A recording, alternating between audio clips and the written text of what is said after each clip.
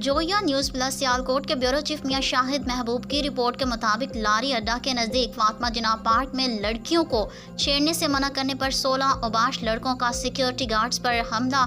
CCTV camera की footage Zoya news plus ने हासिल कर ली।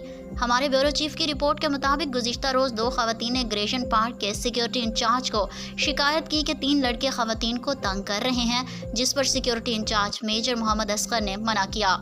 अबाश नौजवानों के फ़ोन करने पर 15-16 अफराद बमा आतिशी असलहा डंडे सोटे लेकर आ गए और सिक्योरिटी गार्ड्स पर हमला कर दिया, जिसकी सीसीटीवी कैमरे की फुटेज जोया प्लस न्यूज़ ने हासिल कर ली है, जिसमें वाज़िया देखा जा सकता है कि अबाश नौजवान सिक्योरिटी गार्ड पर तशद्दुद कर रहे हैं।